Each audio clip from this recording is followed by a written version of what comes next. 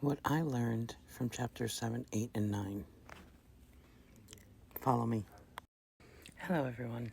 In this video, I'm going to talk about what stood out to me from chapters 7, 8, and 9. What I found the most interesting is that all three chapters connect to each other more than I expected, and probably most as well. In chapter 7, I learned about the Byzantine Empire. Before reading this chapter, I honestly thought that Rome fell, and that was the end of the story. I was wrong. The Eastern Roman Empire actually continued for almost 1,000 years. Who would have known? One individual that stood out to me was Emperor Justinian, mostly because he worked really hard to strengthen the empire through military and legal reforms. The Hagia Sophia also caught my attention. Look how beautiful that is. But I digress. The main reason it caught my attention was because it showed how wealthy and powerful the Byzantine Empire was.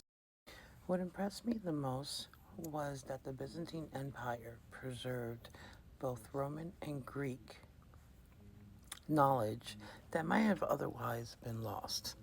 So, I thought that was cool. Now let's get into chapter 8.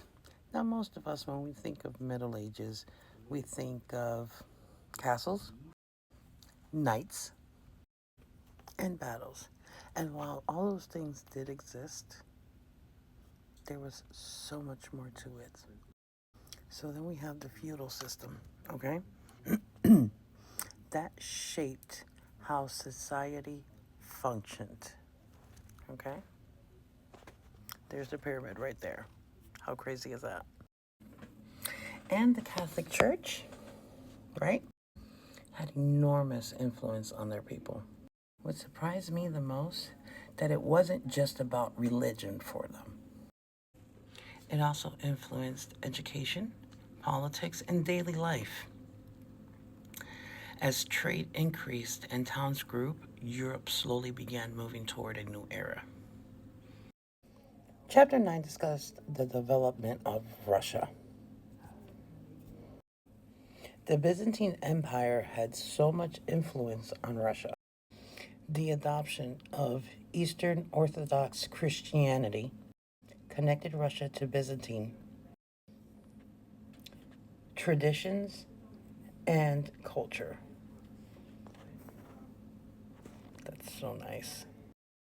Also, what might surprise you, because it surprised me, was how much the Mongol invasion affected Russia for generations afterwards.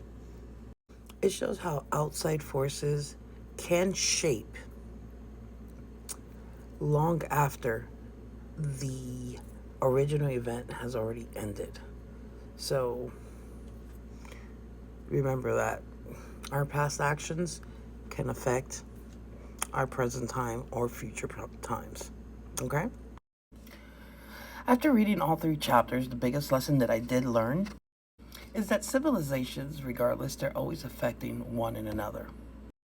The Byzantine Empire affected both Europe and Russia. The Middle Ages helped shape European life. And Russia developed through a combination of local traditions and outside influences. History is often taught as separate events. History is often taught that it's separate events, right? But these three chapters showed me how everything connected with one another. Thanks for watching. Bye.